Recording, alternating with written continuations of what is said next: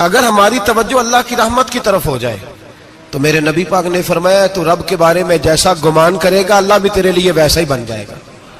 اللہ ویسا بن کے تجھے نوازے گا. اگر تیرا یہ ذہن بن جائے نا کہ جو اللہ مجھے دے گا وہ مجھے ہی دے گا تو اللہ تبارک و تعالیٰ سب سے بڑھ کر تجھے ہی عطا فرمائے گا. لیکن امید رب کرے اور امید رحمت کی، اس کے کرم کی، اس کی عطا کی. ہاں ایک پہلو ضرور سوچ کے رکھنا چاہیے اس موضوع پر. ساری دنیا نکما کہہ دے تو بیٹا ماں باپ کے نزدیک نکما نہیں ہوتا. باپ بیچارہ ایک غلطی بچہ کرتا ہے تو وہ جاتا ہے، دوسری کرتا ہے تو جاتا ہے، تیسری جگہ بھی اس کے حصے کی معافی مانگنے جاتا ہے، بڑا کچھ کرتا ہے. پھر ایک وقت آ ہی جاتا ہے کہ جب باپ مجبور ہو کے اخبار پہ اشتہار دیتا ہے کہ میں نے اسے آگ کر دیا ہے، اب میں اس کے سیاہ سفید کا مالک. کیا خیال ہے آپ کا؟ پہلی غلطی پہ ابا جی ایسے کر دیتے ہیں جی، دوسری پہ کرتے ہوں گے. کب کرتے ہیں؟ جب بولے جب حد ہو جاتی ہے. اور ایک دو اشتہار نہیں ہوتے. آپ سویرے اخبار کھولیں، اخبار کے اندر کے صفحات کا مطالعہ کریں تو شاید درجنوں اشتہار ہوتے ہیں آنکھ نامے کے. بھئی کس باپ کا دل کرتا ہے کہ وہ بیٹا جس کے لیے اس کی امید ہے کہ کل میرے بڑھاپے کا سہارا بنے گا وہ لکھ کے دے دے کہ میرا رشتہ ہی کوئی نہیں بیٹے کے ساتھ؟ کس کا دل کرتا ہے؟ اور پھر یہاں تک نہیں ہوتا بلکہ آپ قانون جاننے والے لوگوں سے کبھی پوچھیں، وہ آنکھ نامہ لوگ عدالتوں میں جمع کراتے ہیں، کہتے ہیں جی میں نے تو اخبار میں نکال دیا میرا اس کے ساتھ کوئی تعلق ہے. اماں کہتی ہے میرا کوئی رشتہ نہیں. کیوں؟ کب ہوتا ہے ایسے؟ جب بچہ حد کر دے. جب بچہ ایک دو تین چار غلطیوں پہ ایسا، اللہ بھی بندے کو سزا دیتا ہے، لیکن کب؟ جب بندہ باز ہی نہ آئے بندہ توبہ کرے ہی نہ، رجوع ہی نہ کرے، سوچے نہ کہ مجھے اللہ کی بارگاہ میں جانا چاہیے. ہم لوگ اپنا ایک ذہن بنا کے زندگی گزارتے ہیں، ایک ذہن بنا کے، بلکہ لوگ گناہوں کے نام بدل کے وقت گزارتے ہیں. ہم اپنے نفس کا بت بنا کے سارا وقت اسی کی پوجا پہ معاذ اللہ لگا دیتے ہیں. بس یہ ٹھیک ہے، یہ ٹھیک ہے اور یہ ٹھیک ہے، چوتھی بات صحیح کوئی نہیں. اسی کے اندر ہم الجھے رہتے ہیں میرے بھائی. رحمت الہی کا غلط تصور اپناتے ہیں. او میرے بھائی، کسی بندے کی مجبوری تو معاف ہوتی ہے، لیکن اگر کوئی جان بوجھ کے زیادتی کرے تو وہ معاف، اس کی معافی. جس بچے کو پتا ہو نا استاد کو کہ اس کے واقعی گھر میں فوتگی ہو گئی تھی، استاد اسے سزا نہیں دیتا.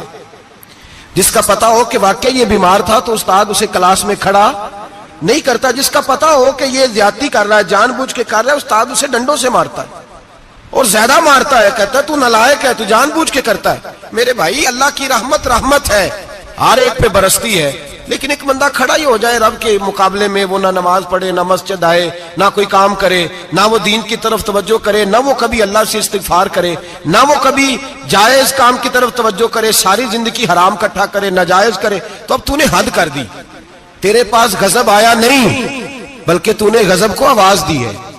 تو نے اللہ کے غضب کو، بولیے اللہ کے غضب کو، غضب ہونا اور ہوتا ہے اور غضب کو آواز دینا، بولیے غضب کو آواز دینا، ان میں فرق ہے میرے بھائی، یاد رکھیں. ہم آواز دیتے ہیں غضب کو، غضب ہوتا نہیں. دیکھیں نبی کریم صلی اللہ علیہ وسلم، اور یہ حدیث آپ نے یاد رکھنی ہے، یہ یاد رکھنی ہے. نبی پاک صلی اللہ علیہ وسلم نے نا بہت کم لوگوں کو بیوقوف کہا ہے. ہمارے زمانے میں تو عام لفظ ہے نا بیوقوف کہنا. اللہ کے رسول صلی اللہ علیہ وسلم نے بہت کم لوگوں کو بیوقوف کہا. مسند امام احمد بن حنبل کی حدیث ہے، نبی کریم علیہ الصلوۃ والسلام نے فرمایا وہ احمق ہے، وہ بیوقوف ہے. نبی پاک فرما رہے ہیں. اور میں نے کہا کم لوگوں کو حضور بیوقوف کہتے تھے. نبی کریم علیہ الصلوۃ والسلام نے فرمایا وہ بندہ بیوقوف ہے جو سارا دن اللہ کی نافرمانی کرتا ہے اور پھر بھی رب کی رحمت کی امید کرتا ہے، تو بیوقوف ہے. صبح سے شام تک لگا ہوا ہے، میں نے نہیں اللہ ماننی، میں نے نہیں تیری ماننی، معاذ اللہ میں نے نہیں ماننی. شام ہوتی ہے تو کہتا ہے اللہ بڑا مہربان ہے بخش دے گا. تو بیوقوف ہے، تو بیوقوف ہے. تو بتانا کیا مجبوری تھی نماز نہ پڑھنے کی؟ کس نے تجھے گن پوائنٹ پہ کہا تھا حرام کھانے کو؟ اور فلاں آدمی کی تو نے غیبت کی تو تیرا اس میں کیا فائدہ تھا؟ یہ جو تو نے صرف 10 بندوں کو ہنسانے کے لیے جھوٹا لطیفہ سنایا، اس میں تیرا کیا نفع تھا؟ تو صبح سے شام تک نافرمانی کرتا ہے، شام کو کہتا ہے اللہ کریم ہے معاف کر دے گا، اللہ مہربان ہے معاف کر دے گا. استاد مہربان ہوتا ہے کہ نہیں؟ فیل کیوں کرتا ہے امتحان میں؟ بولے استاد باپ ہوتا ہے نا، اس کا دل کرتا ہے شاگرد فیل ہو جائے، تو کیوں کرتا ہے؟ لیکن شاگرد نے زیادتی کی، اس نے پڑھا نہیں، اس نے میں نے کہا باپ آق نامہ لکھواتا ہے، مجبور ہو کے لکھواتا ہے نا۔ او بھائی یاد، بڑی پیاری مثال ملا رومی لکھتے ہیں، کہتے ہیں میرے گاؤں کی ایک بی بی تھی، اس بی بی نے ایک بچڑا پالا ہوا تھا۔ دیہاتوں میں نا بوڑھی مائیں بچڑے کو پیڑا دیتی تھی اور نام بھی رکھ لیتی تھی، کسی نے مٹھو نام رکھا ہوتا تھا، کسی نے کوئی نام۔ کہتے ہیں ماں نے بچڑا رکھا ہوا تھا، اماں اس کو آواز دیتی تو بچڑا دوڑا آتا، اماں اس کو پیڑا کھلاتی، بچڑا بڑا پیارا تھا، جوان ہو گیا۔ اماں اس لیے بچڑا پال رہی تھی کہ جب بچڑا بڑا ہو جائے گا تو ہل کے اندر بچے اسے لگائیں گے، کھیتی میں ہل چلائیں گے۔ بچڑا بڑا ہو گیا، اماں کے بیٹے کہنے لگے اماں لا، تو نے بڑا کھلا پلا لیا، اس سے کوئی کام لیتے۔ ہل کے آگے لگایا تو کہنے لگا میں نے تو نہیں چلنا۔ اماں کے پاس آئے، کہنے لگے یہ نہیں چلتا۔ اماں کہنے لگی چلو ٹائم دو تھوڑا، سمجھ جائے گا۔ پھر موقع دیا، پھر آئے، کہا اماں اب تو ہم نے اس کے ناک میں نکیل بھی ڈال دی ہے، لیکن اب بھی یہ ہل میں چلنے کو تیار ہے۔ ملا رومی رحمت اللہ علیہ فرماتے ہیں پھر کہا اماں سے، اماں کہنے لگی چلو تھوڑا ٹائم اور دے دو، سیانا ہو جائے گا۔ تھوڑا ٹائم اور دیا، ڈنڈے بھی مارے، لیکن وہ سیانا ہونے کو تیار ہے۔ اب اماں کے پاس آئے تو اماں مجبور ہو گئی، دل نہیں کرتا تھا، کہنے لگی جاؤ پھر کسائی کے ہاتھ بیچ ڈالو۔ وہ گیا کسائی کے پاس، اسے کاٹا گیا، اس کی کھال اتاری گئی، اس کے چھوٹے چھوٹے پیس کر کے کھا گئے لوگ۔ وہ مار ہو رہی تھی، لوگوں نے اماں سے کہا تجھے تو بڑا پیارا تھا، تو نے کٹوا کو دیا۔ تو اماں کہنے لگی پیارا تو بڑا تھا پر مانتا نہیں تھا، پیارا بڑا تھا، کاش بات مانتا، مقصد پورا کرتا تو کبھی بھی کاٹا۔ بھائی رب کریم نہیں چاہتا بندہ دوزخ میں جلے، اللہ کی رحمت نہیں چاہتی جہنم میں جلے، پر بندہ مانتا ہی نہیں، یہ تیار ہی نہیں ہوتا، یہ سویا ہوا ہے سویرے، یہ وہ گپے لگا رہا ہے عصر کے وقت چوراہے پہ کھڑا ہے، نماز پڑھنے نہیں آیا۔ اس نے ساری زندگی میں درجنوں لطیفے سیکھ لیے، ہزاروں کہانیاں سیکھ گیا، قرآن پاک پڑھنا نہیں سیکھا۔ اس نے زندگی کی ہر چالاکی سیکھ لی ہے، نہیں سیکھی تو اپنے رسول کی حدیث نہیں سیکھی، نہیں سیکھا تو دین کی ضروری باتوں کو نہیں سیکھا۔ اب رب کی رحمت تو نہیں چاہتی کہ بندہ جہنم میں جائے، وہ تو مہربان ہے، لیکن رب کریم کا قانون کا تقاضا یہ ہے کہ جو احکام پورے نہیں کرے گا اسے پھر دوزخ میں ڈالا جائے گا۔ تو ہمارے بزرگ فرمایا کرتے تھے اصل بات یہ ہے کہ اللہ نہیں مسلمان کو دوزخ میں ڈالنا چاہتا، مسلمان اپنی مرضی سے چھلانگے لگا رہا ہے، یہ خود چھلانگے لگاتا ہے، یہ باز نہیں آتا۔ آپ یقین کریں بڑی ذمہ داری کے ساتھ، بڑے خلوص کے ساتھ اور بڑی دیانتداری سے تجربے کی بات عرض کرتا ہوں، ہمارے بہت سارے گناہ ایسے ہیں جن گناہوں کا ہماری دنیا داری کو بھی کوئی فائدہ نہیں، کوئی فائدہ نہیں ہماری دنیا کو بھی اس غلطی کا۔ میری باتوں کی سمجھ آ رہی ہے آپ دوست؟ کچھ گناہ ایسے ہیں، ایک تو ہوتا ہے کہ دنیا کا کوئی فائدہ ہو، اس گناہ میں ہماری دنیا کا بھی کوئی فائدہ۔ جو آدمی جھوٹے لطیفے سناتا ہے، جھوٹ بولتا ہے، جھوٹ کوئی فائدہ نہیں اسے، لوگ 10 منٹ ہنستے ہیں اور باہر جا کہتے ہیں یار یہ تو کوئی غیر سنجیدہ آدمی، وہ عقل ہی نہیں، کیا فائدہ کمایا اس نے، کیا نفع لیا اس نے۔ جو آدمی بڑھ بڑھ کے باتیں کرتا ہے، 2 4 5 10 آدمیوں کی غیبت کر جاتا ہے، لوگ کہتے ہیں یار بڑا چغل خور ہے، کیا کمایا اس نے زندگی میں، کچھ حاصل کر لیا اس نے۔ ہمارے بہت سارے گناہ میرے بھائی وہ ہیں جن کا ہماری دنیا کو بھی کوئی فائدہ نہیں، تو کیوں نہ ہم ان گناہوں کو چھوڑ دیں تاکہ ہمارے دین کو تو فائدہ ہو جائے، دین کو تو فائدہ ہو جائے۔ صرف زبان کے ذائقے ہیں، کچھ دیر کے لیے ہماری طبیعت کے تقاضے ہیں، 10 منٹ کی مسکراہٹ ہے جس کے لیے ہم اللہ تبارک و تعالیٰ کا قانون توڑتے پھر جا رہا ہوں۔ میرے حبیب کریم علیہ السلام نے مسلمان کو کہا ہے کہ تیرا رب تو چاہتا ہے کہ بس تو آ جا، وہ تجھ پہ رحمت نازل کر دے گا۔ آنا تو شرط ہے کہ نہیں؟ آنا تو شرط ہے کہ نہیں؟ اچھا چلیں یہ بتائیں، جو آدمی 1 سے لے کر 31 تاریخ تک ڈیوٹی کرے اس کو تنخواہ لینے جانا پڑتا ہے کہ تنخواہ گھر آ جاتی ہے؟ بول کے بتائیں۔ پھر بھی جانا پڑتا ہے، وہ کہ میں نے ڈیوٹی پوری کی ہے، پھر بھی جانا پڑتا ہے۔ ڈیوٹی پوری کرنے کے باوجود تجھے تنخواہ لینے، اور ہو سکتا ہے کہ یہ بھی کہا جائے ابھی آئی نہیں کل آنا، ہو سکتا ہے یہ بھی کہا جائے پرسوں آنا، یہ بھی ممکن نہیں کہ فوراً او خدا کے بندے تو آتا ہی نہیں خدا کی رحمت لینے، تو اس کے گھر کی طرف رجوع ہی نہیں کرتا، تو توجہ ہی نہیں کرتا، تو کہتا اللہ مہربان ہے۔ بھائی مہربان تو ہے، تو رحمت لینے آیا ہے، تو نے کو بہانہ بنایا اس کی رحمت کا؟ اللہ کی رحمت قیمت نہیں مانگتی، بہانہ مانگتی ہے، پر بتا نا تیرا کو بہانہ ہے کہ نہیں؟ میرے نبی کریم سید عالم صلی اللہ تعالی علیہ وسلم نے فرمایا رب قیمت کا سوال اور نہیں مانگتا، یقین کریں نہیں مانگ، بندے قیمت مانگتے ہیں۔ آپ 100 دفعہ مسکرا کے بات کریں، ایک دفعہ نہ کرے تو کہتے ہیں مولوی صاحب امیر ہو گئے، اب تو صحیح سلام بھی نہیں لیتے۔ ایک دفعہ ہو سکتا ہے بیچارہ پیٹ میں درد ہو رہی ہو سکتا ہے گھر کی کو بہت بڑی ٹینشن ہو سکتا ہے کوئی مجبوری ہو، بندے ہمہ وقت قیمت مانگتے ہیں، ہمہ وقت آپ تندرست ہیں، ہر وقت آپ قیمت ادا کرتے ہیں تو لوگ راضی ہیں۔ لیکن رب کہتا تو کوئی قیمت نہ دے، کوئی بہانہ ہی بنا لے، تیرا رب تجھ سے راضی ہو جائے گا۔ سنیں بڑی پیاری حدیث، بڑی خوبصورت حدیث، کنز المال میں دیگر کتب احادیث میں ہے۔ حضرت ابو ہریرہ رضی اللہ تعالیٰ عنہ فرماتے ایک بابا جی نبی پاک کی بارگاہ میں آئے، اور جب وہ واپس جانے لگے تو میں نے عمر پوچھی تو عمر تھی 96 سال۔ کہتے ہیں بزرگ جب آئے نا تو یہ بھویں جو ہے نا ان کی سفید ہو کے تو یوں آنکھوں پہ آ گئی، بڑی چھڑی بابا جی نے پکڑی ہوئی اور دونوں ہاتھ پکڑ کے نا چھڑی کے اوپر جھکے ہوئے ہیں ایک جانب، قربان جاؤں۔ کہتے ہیں جب وہ بزرگ مسجد میں داخل ہوئے تو میرے رسول نے کھڑے ہو کے استقبال فرمایا، کھڑے ہو، اور نبی کریم صلی اللہ علیہ وسلم نے آگے بڑھ کے بابا جی کو بازو سے پکڑا اور بٹھایا۔ حضور بیٹھ گئے، کہا بزرگوں کیسے آئے ہو؟ تو کہتے ہیں وہ بابا جی بات کرتے تو آنکھ کھول کے پہلے حضور کا چہرہ دیکھتے، پھر وہ بات کرتے تو ان کے لب و لہجے کے اندر بڑی پریشانی، بڑی تکلیف، بڑی مایوسی۔ عرض کرنے لگے یا رسول اللہ، حضور زندگی ساری گناہوں میں بیت گئی ہے، حضور غلطیاں ہی غلطیاں، یاد ماضی عذاب ہے، یا رب چھین لے مجھ سے حافظہ میرا۔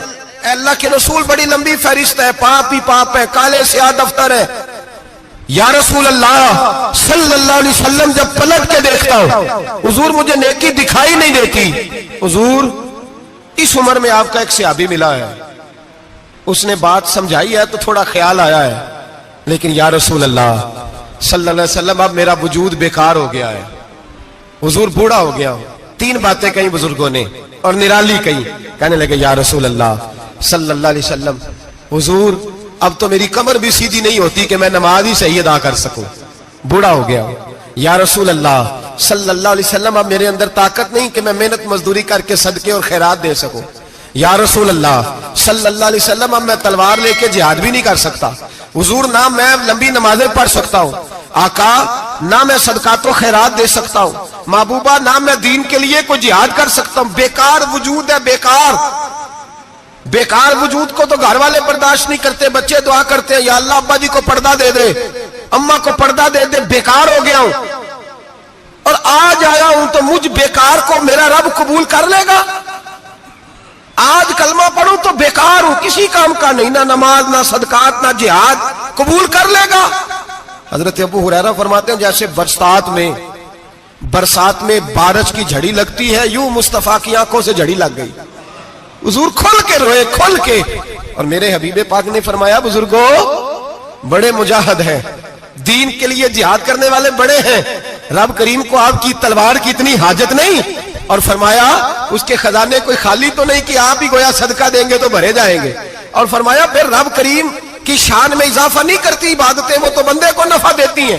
میں بزرگوں نہ آپ جہاد کریں نہ آپ صدقات دیں، لا لمبی نمازیں پڑھیں، آپ صدق دل سے آ جائیں، اللہ کے رسول کا وعدہ ہے رب آپ کو بغیر حساب کتاب جنت عطا فرما دے گا۔ آنا تو شرط ہے کہ نہیں؟ آئیں تو صحیح، نہ پہنچے تو صحیح، آ جائیں، اس کو نہیں عادت صدقات و خیرات کی، جہاد کی تبلیغ، آئے تو صحیح نا۔ ان العبد اذا اعترف ثم تاب تاب اللہ علیہ، میرے حبیب نے فرمایا بندہ جب رو کے کہتا ہے نا یا اللہ غلطی ہو گئی معاف کر دے، فرمایا میرا مالک اسے فوراً ہی معاف فرما دیتا ہے۔ تو آ تو صحیح، تو آتا ہی نہیں، تو آ ہی نہیں رہا، تو گھر میں بیٹھا ہوا ہے، تو سویا ہوا ہے، تو دکانداری کر رہا ہے، تو پیسے گن رہا ہے، تو آیا ہی نہیں، آ تو صحیح۔ بلکہ میرے نبی پاک فرماتے ہیں جب اللہ پاک کا بھاگا ہوا غلام آتا ہے پھر تو اللہ زیادہ راضی ہوتا ہے، پھر تو اللہ زیادہ راضی ہوتا ہے، زیادہ راضی ہوتا ہے، تو آ تو صحیح، پہنچ تو صحیح۔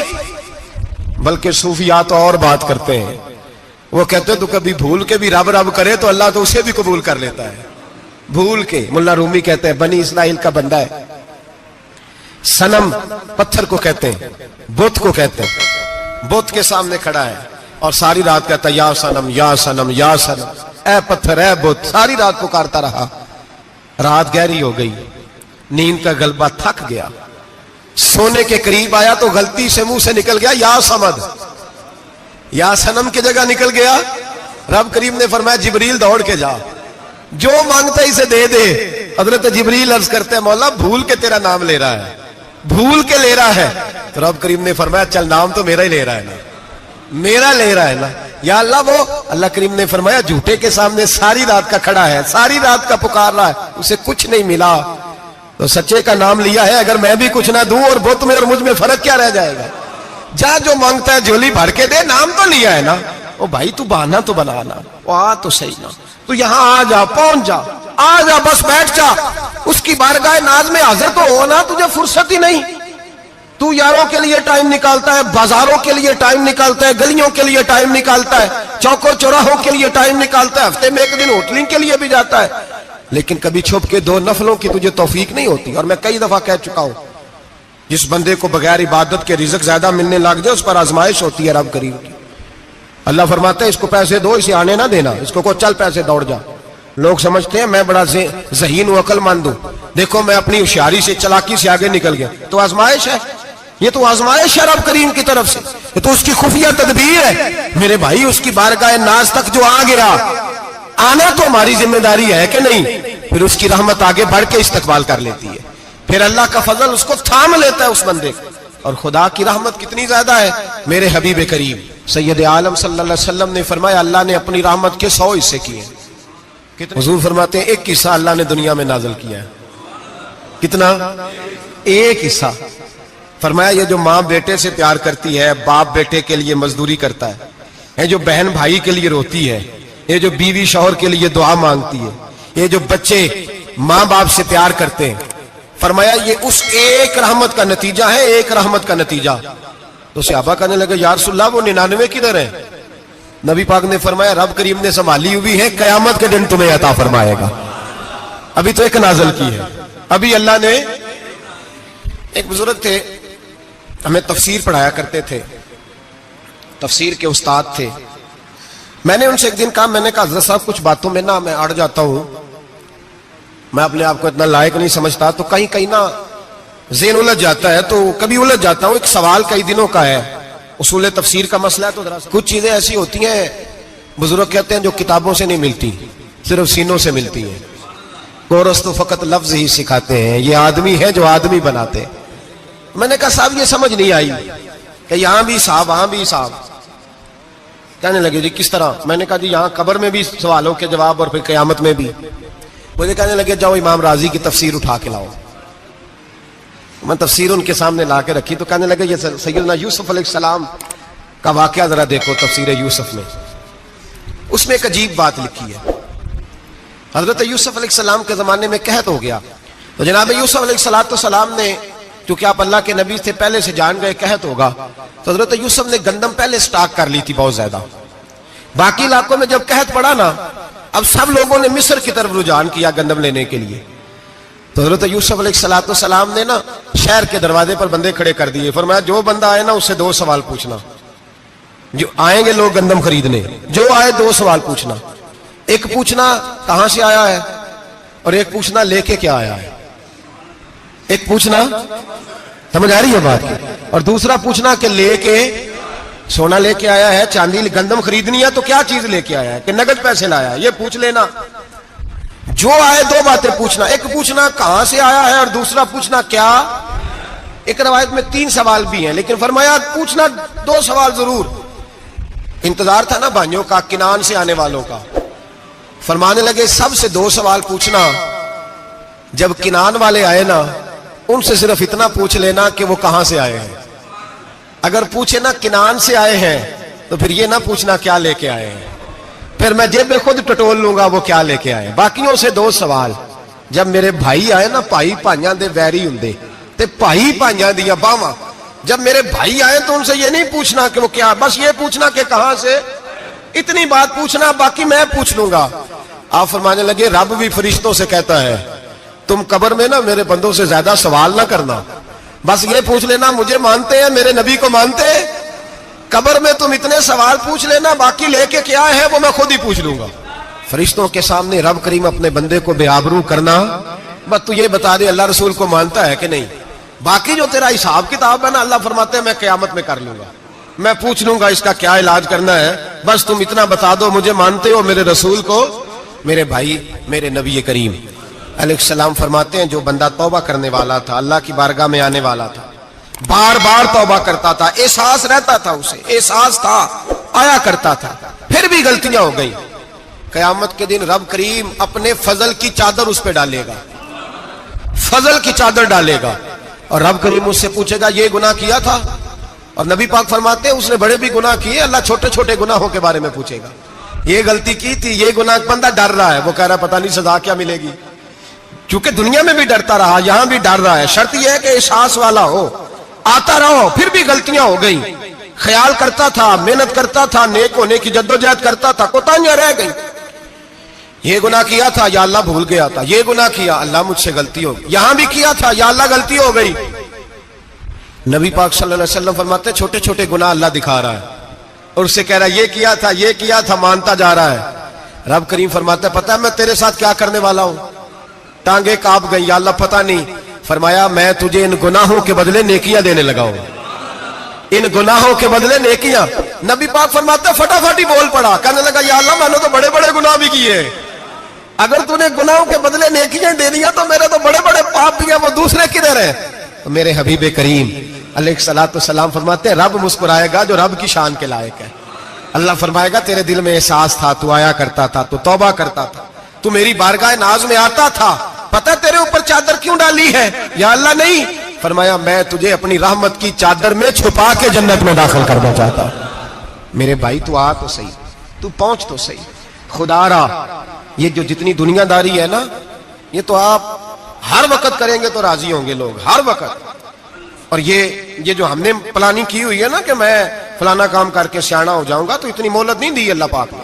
وہ کہتا فوراً آ, اپنی منصوبہ بندی بدلیں, رحمت الہی کی جانب توجہ کریں, اپنا ذہن رب کریم کے بارے میں کرم والا بنائے, اور یہ ارادہ کریں کہ میں اس کی بارگاہ میں آؤں گا تو وہ مجھے عطا کرے گا. اپنے بازو پہ بھروسہ نہ کرے, اپنی عقل پہ بھروسہ نہ کرے, بھروسہ جب بھی کرے خدا کی رحمت پہ کرے, اس کے فضل پہ کرے, اس کے کرم پہ کرے, اور ذہن بنائے کہ اللہ معاف کرنے والا ہے. ہمارے ذمہ یہ ہے کہ ہم اپنے گناہوں کا احساس پیدا کریں, ہماری ذمہ داری یہ ہے کہ ہم توبہ سچی اور کھری کریں, ہماری ڈیوٹی یہ ہے کہ ہم اللہ کی بارگاہ میں صحیح معنوں میں حاضری دیں. ہم توبہ بھی جھوٹی کرتے ہیں, بلکہ اگر میں کہوں کہ مذاق کرتے ہیں. شب برات آنے والی ہے نا, کس دن ہے؟ جمعرات کو شب برات آئے گی. کچھ لوگ تو خیر ویسے ڈٹ جاتے ہیں, کہتے ہیں ہم نہیں مانتے, وہ پکے لگے ہوئے ہیں, وہ کہتے ہیں نہیں عبادت نہیں کرنی چاہیے. میں نے کہا یار بس کرو, چھوڑ دو. اب اللہ کی عبادت کرنے کے لیے بھی تم سے سند لینی پڑے گی کہ مولوی صاحب اجازت دے, نفل پڑھ لیں, اجازت لینی پڑے گی. اور بندے بڑے سمجھدار ہیں, وہ کوئی سیاسی بندہ دوسری پارٹی کا آ جائے تو اسے مطمئن کر لیتے ہیں. کچھ بسرا دوسری جماعت کا مسئلہ پوچھ لے, کہتے ہیں مولوی صاحب پوچھ کے دساں گا. یہ موٹی سی بات ہے. شبرات کو کیا ہوتا ہے؟ عبادت. کیا ہوتا ہے؟ بول کے بتائے. یہی ہوتا ہے نا, تو اس کے لیے سرٹیفکیٹ کی ضرورت ہے جی. والذین یبیتون لربہم سجدا وقیاما. اللہ فرماتے ہیں میرے بندے ساری رات گزار دیتے ہیں یا قیام کرتے ہوئے یا سجدہ کرتے ہوئے. اس کے لیے سرٹیفکیٹ کی ضرورت ہے. بڑی جلدی مسئلہ پوچھنے آ جاتے ہیں لوگ. ہاں, ایک وہ ہے جو مانتے ہی نہیں سرے سے, ایک وہ ہے جو بڑا عجیب مانتے ہیں. وہ کہتے ہیں شبرات ہے, چھوٹا گوشت ہی نہیں مل رہا دکان سے. بھئی شبرات گوشت کھانے کا دن ہے, حلوہ کھانے کا دن ہے شب برات, موج کرنے کا دیہڑا آ گیا شب برات. شبرات آئی ہے, پہلے کلو گوشت آتا تھا, 2 کلو لے لو. یہ کون سا طریقہ ہے شب برات منانے کا؟ اور پھر شب برات منائی جائے گی. معراج شریف سے پٹاخے چل رہے ہیں روز شام کو, چلتے ہیں نا؟ نہیں, میں کہ مینوں غلطی لگ دی, تسی بولے نہیں نا. چلتے ہیں پٹاخے. کون بیچتا ہے پٹاخے؟ ہندو, سکھ, یہودی. چلاتا کون ہے؟ کس نے کہا چلانے کو؟ اس میں کوئی کسی فرقے کا بھی اختلاف نہیں ہوتا. ڈرنا چاہیے اللہ پاک سے. اللہ جہنم کی آگ ٹھنڈی کرتا ہے, ہم جلاتے ہیں شبرات کو. رب فرماتے ہیں ٹھنڈی ہوگی, ہم جلا رہے ہیں. بچے پٹاخوں کے پیسے پڑوسی سے لے کے آتے ہیں کہ ہم سے لیتے ہیں؟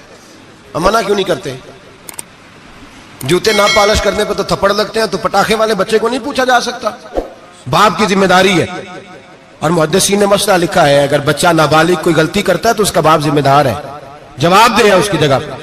ان کو سمجھائیں. شب برات آئے گی, پھر توبہ ہوگی, ہر مسجد سے رونے کی آواز آئے گی, زور زور سے لوگ روئیں گے, تڑپیں گے, اجتماعات ہوں گے, بڑے بڑے اجتماعات ہوں گے. توبہ کریں گے لوگ, کریں گے نا انشاءاللہ تعالی. آئیں گے نا لوگ مسجدوں میں. پھر سویرے جھوٹ بند ہو جائے گا نا, اگلی صبح ملاوٹ ختم, کم تولنا ختم. یہ کیسی توبہ ہے؟ وہ دکاندار جو شبرات والے دن غلط سوجی فروخت کر رہا ہے, ملاوٹ والی چینی بیچ رہا ہے, تاکہ دوائیوں میں دھوکہ دیتے ہیں لوگ, دوائیوں میں دھوکہ دیتے ہیں. ایک ڈاکٹر خود مجھے کہنے لگے, وہ میرے دوست ہیں, ہلکا پھلکا کورس کیا ہوا ہے, کہتے ہیں میرے دوست ہیں کئی سارے لوگ, تو ایک ایسا ہی ہمارے شعبے کا آدمی تھا, تو اپنے ابا جی کو وہ ڈرپ لگانے لگا, تو ابا جی کہنے لگے پتر منو اصلی لا دے تیری مہربانی, منو اصلی لا دے تیری مہربانی, لوکھا علی نہ لا دے. یہ حال ہو گیا. دوا, مجھے بتائیں وہ قوم اخلاقی طور پہ کتنی گر چکی ہے جو دوائیوں میں زہر بیچتی ہے, دوائیوں میں. اور میں انشاءاللہ کسی موقع پر تفصیل سے اس پر گفتگو کروں گا, بڑی تفصیل سے. میں نے بہت سی معلومات اکٹھی کی ہیں کہ کتنا ظلم کرتے ہیں یہ لوگ, لکھنے والے بھی, لانے والے بھی, بیچنے والے بھی, کتنے بڑے مجرم ہیں. صحت کے ساتھ کھیلتے ہیں, صحت 12 لام دام برسرے. مطلب جس آدمی نے دھوکے کا مال لا کے رکھا ہے شبرات والے دن کے رات توبہ بھی کرنی ہے اور سویرے یہ بیچنا بھی ہے, وہ توبہ کرنے آیا ہے. جس نے دھوکے کا مال لا کے رکھا ہے کہ سویرے بیچنا ہے اور رات توبہ بھی کرنی ہے, وہ توبہ کر رہا ہے کہ مذاق کر رہا ہے؟ توبہ میری توبہ, استغفر اللہ, یا اللہ معاف کر دے, اونچی اونچی آواز میں رو رہا ہے, اور سویرے سارے چکر وہی ہیں. یہ کیسی توبہ ہے؟ توبہ کیا ہے؟ میرے نبی پاک علیہ السلام کے غلاموں نے توبہ کی تقسیم کی. حضرت حسن بصری سے کسی نے پوچھی توبہ کیا ہے, تو آپ نے فرمایا توبہ یہ ہے کہ جب تو توبہ کر لے تو پھر اس جگہ نظر نہ آنا جہاں کھڑے ہونے سے رب رسول ناراض ہوتے, اور فرمایا توبہ یہ ہے کہ جب تو نے توبہ کر لی پھر وہاں سے غیر حاضر نہ ہونا جہاں حاضری کا تجھے اللہ رسول حکم دیتے ہیں. یہ تیری توبہ ہے. اور اگر تو ایسا نہیں کرتا پھر تو نے توبہ نہیں کی, پھر تو نے مذاق کیا. میرے بھائی, رحمت الہی آواز دیتی ہے کی طرف رجوع کریں, دوڑے اور رحمت کی امید رکھ کے آئیں گے. سمجھ لیں کہ اللہ پاک, میں ایک بات اکثر کرتا ہوں, نبوت کا دروازہ بند ہوا ہے. داتا گنج بخش علی اجویری نے کہیں نہیں لکھا تھا کہ میرے بعد علی بن عثمان اجویری دوسرا نہیں آ سکتا. حضرت مجدد صاحب کہیں نہیں لکھ کے گئے کہ دوسرا مجدد الفسانی پیدا نہیں ہوگا. حضرت بہاءالحق نقشبند بخاری نے کہیں نہیں کہا کہ میرے جیسا ولی نہیں ہو سکے. بزرگوں نے کبھی نہیں کہا. تو جدوجہد تو کر. اقبال کہتے ہیں آج بھی ہو اگر ابراہیم کا ایمان پیدا, آگ کر سکتی ہے انداز گلستان پیدا. تو پروگرام تو بنا, آگے کی طرف تو سفر کر. میرے نبی کریم سید عالم صلی اللہ علیہ وسلم نے فرمایا تیرے آ جانے سے تیرا رب راضی ہو جاتا ہے. جب تو آتا ہے تو تیرا اللہ راضی ہو جاتا ہے. یہ جو ہماری مشکلات ہوتی ہے نا, جن میں عمل جو ہوتے ہیں, وہ جو ہمیں جادو ہو جاتا ہے, تویز کر دیتے ہیں ہمارے قریبی رشتہ دار, وہ تویز نہیں ہوتے, وہ ہمارے اعمال کی سزا ہوتی ہے, ہمارے اعمال کی سزا ہوتی ہے. ہم وہ ڈھونڈتے پھرتے ہیں کہ بابا مل جائے پھونک مارے صحیح کر دیں, حالانکہ وہ ہمارے اعمال کی سزا ہے. ہمیں اپنی تربیت کرنی چاہیے ہمیں. اور ویسے بھی دم دروز تویز دھاگا میں اکثر کہا کرتا ہوں, میں کہتا ہوں میں نے کسی کتاب میں نہیں پڑھا کہ کوئی بندہ نبی پاک سے یمن سے دم کرانے آیا ہو کہ میں حضور سے دم کرانے جا رہا ہوں, مصر سے آیا ہو دم کرانے, شام سے دم کرانے آیا ہو. میرے نبی پاک کے پاس جو بھی آیا کرتا تھا نبی پاک کا دین سیکھنے آیا کرتا تھا. دم درود تو ایک ضمنی چیز ہے, ذلی چیز ہے, ہو گیا تو ٹھیک ہے, ورنہ اللہ پاک اگر بیماری میں راضی ہے تو نبی پاک نے خود بیماری کو سینے سے نہیں لگا کے رکھا. خود اللہ کے محبوب سید عالم صلی اللہ علیہ وسلم کا وصال بیماری کے ساتھ ہوا, تو بیماری تو مریدنی ہے میرے نبی پاک کی, وہ تو کنیز ہے حضور کے گھر کی. عام دام برسر مطلب کھری توبہ, سچی توبہ. اور کس طرح کی توبہ؟ میرے نبی کریم علیہ الصلوۃ والسلام نے ایک دن صحابہ سے پوچھا ایک بات تو بتاؤ, بخاری مسلم کی حدیث ہے, یا رسول اللہ پوچھئے. نبی پاک صلی اللہ علیہ وسلم نے فرمایا اگر کوئی آدمی صحرا میں سفر کر رہا ہو, بہت بڑا صحرا ہو, اونٹ پر اس کا سفر ہو, اور اس نے اونٹ پر کھانے پینے کا سامان باندھا ہو, پیسے بھی رکھے ہو, پانی بھی رکھا ہو, تھک گیا سفر کرتا کرتا, درخت کی ایک ٹہنی کے ساتھ اونٹ کی نکیل باندھی اور درخت کے نیچے لیٹ گیا آرام کرنے کے لیے. اللہ کے حبیب فرماتے ہیں اچانک اس کی آنکھ لگ گئی. جب جاگا تو اس نے دیکھا کہ اونٹ تو غائب ہو گیا ہے. اب نہ کھانا ہے, نہ پانی ہے, نہ پیسے ہیں, اور صحرا بڑا لمبا ہے, پیدل سفر بھی نہیں کر سکتا. تھوڑا سا ڈھونڈا, پھر موت کا انتظار کرنے لگا. سوچنے لگا موت آئے گی, اب مر جاؤں گا. اللہ کے محبوب فرماتے ہیں تھوڑی دیر گزری, جب بالکل مایوس ہو گیا تھا تو اچانک نظر پڑی تو اونٹ اس کا سامنے کھڑا تھا. نبی پاک سے صحابہ سے پوچھتے ہیں بتاؤ, اس کی کل کائنات اجڑ گئی تھی, رات ضائع ہو گئی تھی, ہر شے لٹ گئی تھی, دوبارہ اسے مل گئی ہے, بتاؤ اسے کتنی خوشی ہوگی. صحابہ کہنے لگے یا رسول اللہ نئی زندگی مل گئی اس بندے کو, وہ ساری دنیا سے زیادہ راضی ہے. تو میرے کریم رسول صلی اللہ علیہ وسلم نے فرمایا رب کریم کا نافرمان بندہ جب اس کی بارگاہ میں آ کے توبہ کرتا ہے تو اللہ اس سے بھی زیادہ راضی ہو جاتا ہے. نافرمان جب آ کے کہتا ہے یا اللہ معاف کر دے آئندہ نہیں کرتا, میں اللہ تو راضی ہو جاتا ہے. اور حبیب پاک علیہ السلام فرماتے ہیں وہ اتنا کریم ہے, جب بندہ اپنے رب سے صلح کر لیتا ہے, توبہ کر لیتا ہے, تو اللہ زمین کو کہتا ہے تو بھول جا میرے بندے نے گناہ کیا ہی نہیں. آسمان سے کہتا ہے تو بھول جا میرے بندے نے گناہ کیا ہی نہیں. پھر رب کریم فرشتوں سے فرماتا ہے کہ مٹا دو جو تم نے لکھا تھا, میں نے اپنے بندے کے ساتھ صلح کر لیا. شب برات کو آئیں گے مسجد میں انشاءاللہ. کتنے بجے؟ نہیں جو سوچیا ہی نہیں ہے اس پاسے تھے. عصر کے وقت مسجد آئیں شب رات. کتنے بجے جی؟ عصر کے وقت آئیں, غسل کریں, مسجد آئیں, عصر کے بعد درود شریف پڑھیں اور مغرب سے لے کر فجر تک عبادت کریں. مغرب میں شام شروع ہو جاتی ہے. ایک رات جاگ کے دیکھیں, جاگنا پڑتا ہے. مریض ہو جائیں تب بھی جاگنا پڑتا ہے, دکھ لگ جائے تب بھی وہ جگا لیتا ہے. بڑے بڑے جاگتے ہیں, بڑے بڑے جاگ لیتے ہیں, وہ جگا لیتا ہے. تندرستی بھی, صحت بھی, دولت بھی, اے سی بھی, پلنگ بھی بڑا اچھا, لیکن اگر وہ نیند نہ دینا چاہے تو بندہ ساری رات ہی تڑپ کے جاگتا ہے, تڑپ کے. اور بھوکا اتنا, روٹی کا بھوکا اتنا پریشان نہیں ہوتا جتنا نیند کا بھوکا پریشان ہوتا ہے. الجھ جاتا ہے انسان, وہ جگا لیتا ہے قبل اس کے کہ وہ خود جگائے, خود بخود جاگ جائے. مغرب سے لے کر فجر تک نماز پڑھیں, ذکر کریں, درود پاک پڑھیں, محفل میں شرکت کریں. میرے رسول کریم علیہ الصلوۃ والسلام کی پیاری زوجہ ام المومنین سیدنا عائشہ صدیقہ رضی اللہ تعالیٰ عنہ کہتی ہیں حضور رمضان کے علاوہ سب سے زیادہ روزے شعبان میں رکھتے تھے, گویا پریکٹس ہوتی تھی رمضان کی. میں نے عرض کیا یا رسول اللہ صلی اللہ علیہ وسلم اتنے روزے کیوں رکھتے ہیں, ابھی رمضان تو آگے ہے. تو نبی پاک نے فرمایا عائشہ اس مہینے میں بندے کا عمل اللہ کی بارگاہ میں جاتا ہے, میں چاہتا ہوں جب میرا عمل جائے تو میں نے روزہ رکھا ہوا ہوں. کثرت سے روزہ رکھیں اور میرے بھائی بدل جائیں. میرے نبی پاک نے فرمایا غنیمت جان اگر صحت ہے تو بیماری آنے سے پہلے غنیمت جان جا, یہ چلی جائے گی.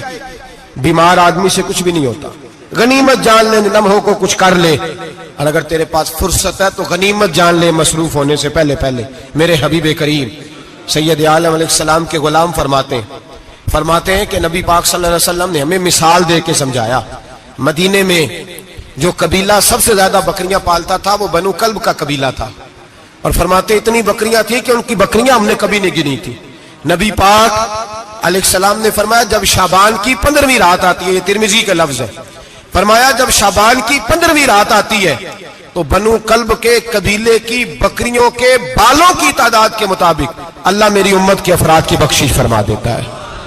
اور صحابہ کہتے ہیں ہمیں لگتا یوں ہے کہ چونکہ ہم نے جو چیز سب سے زیادہ دیکھی تھی وہ بنو کلب کی بکریاں تھیں, اس لیے نبی پاک نے ہمیں سمجھانے کے لیے ان کی بات کی, ورنہ اگر ہم نے اس سے زیادہ کچھ شے دیکھی ہوتی تو نبی پاک اس کا نام بیان فرماتے.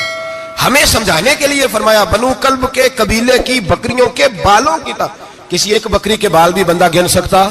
اور حضور نے فرمایا جو سب سے زیادہ بکریاں پالتے ان کی تعداد کے مطابق حضرت عائشہ صدیقہ رضی اللہ تعالیٰ عنہ فرماتی ہیں جنت البقیع میں حضور جایا کرتے, قبرستان میں, قبرستان کے کونے میں.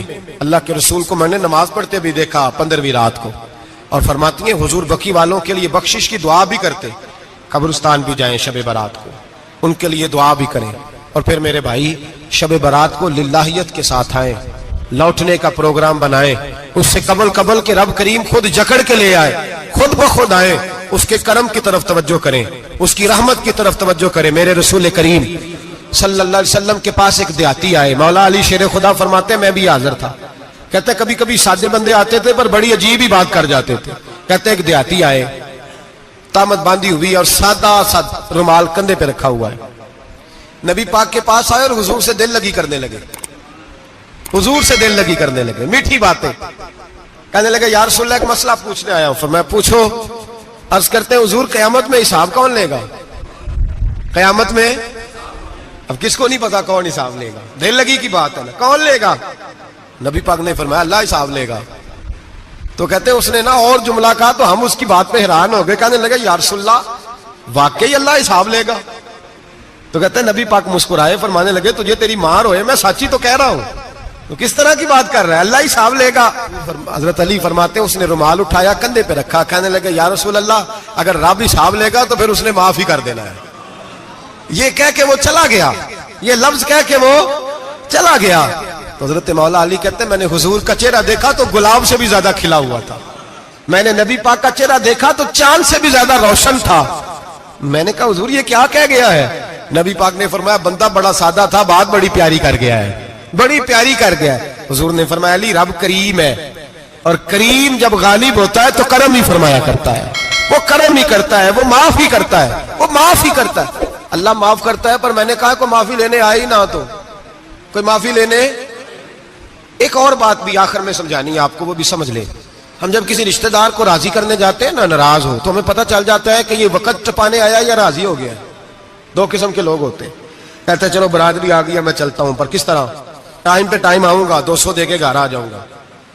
اور جو راضی ہو جاتے ہیں نا وہ 2 دن پہلے آتے ہیں, دیگوں کا بھی خیال کرتے ہیں, ملاقات کرتے ہیں, وہ کپڑے بھی نہیں بدلتے. فرق ہوتا ہے راضی ہونے میں. بات کی سمجھ آ رہی ہے آپ؟ ہم توبہ کرنے آتے ہیں اللہ کی بارگاہ میں, کیا ہمیں پتہ نہیں چلتا کہ ہم نے توبہ کیا رب راضی ہوا ہے کہ نہیں ہوا؟ ہمارا ایمانی رشتہ تو ہے نا اپنے رب سے, روح کا تعلق تو ہے نا, تو ہمیں اندازہ ہوتا ہے کہ اللہ راضی ہو گیا کہ نہیں. اندازہ تو ہونا چاہیے نا ہمیں.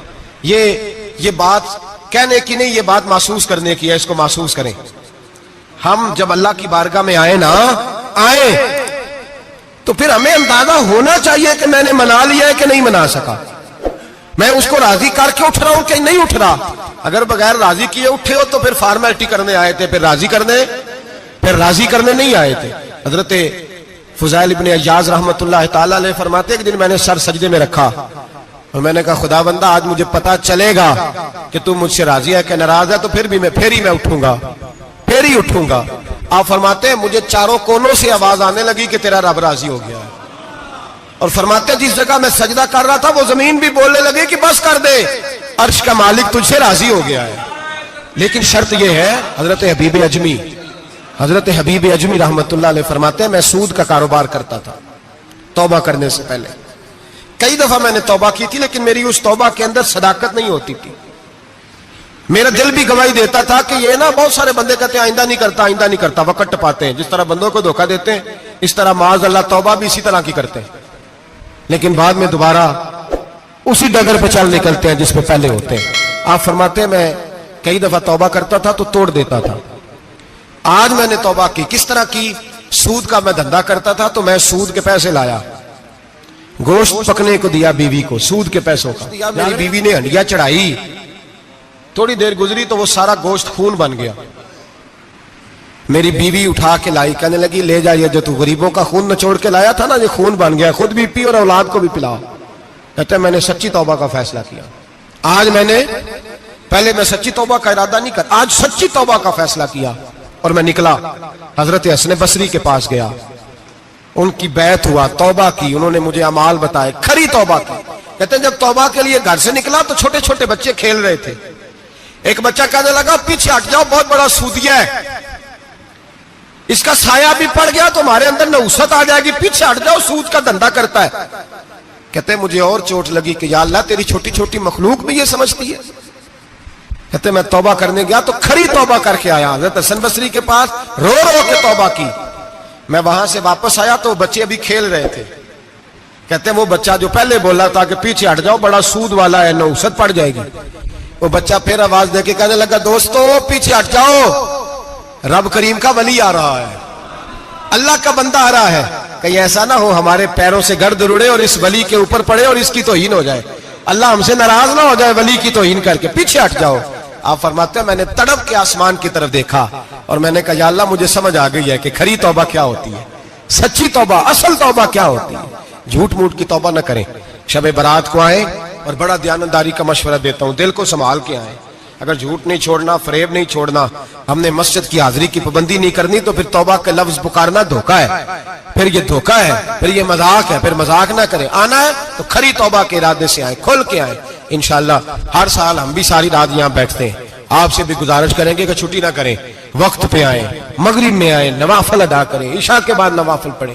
محفل کرنے کا مقصد یہ ہوتا ہے کہ تلاوت سے دل نرم ہوتا ہے, نعت سے دل نرم ہوتا ہے، تقریر سے انسان کی سوچ بدلتی ہے، توبہ کی طرف جاتی ہے. یہ سارے کام کر کے جب بندہ استغفار کرتا ہے، توبہ کرتا ہے، تو اس کے لیے آسان ہو جاتا ہے، ذہن بن جاتا ہے. اس لیے واز بھی ہوگا، ذکر بھی ہوگا، دعا بھی ہوگی. وقت کو ضائع نہ کریں، رمضان قریب آنے والا ہے.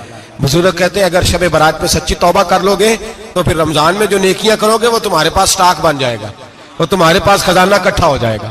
توبہ ابھی سے کر لو، معاملات ابھی سے سمیٹ لو، تاکہ جب رمضان آئے تو پھر نیکیاں خزانہ بن کے جمع ہو. ہمیشہ مدحت خیر الانام میں گزرے. دعا ہے یہ عمر درود و سلام میں گزرے. آخر دعوانا ان الحمدللہ.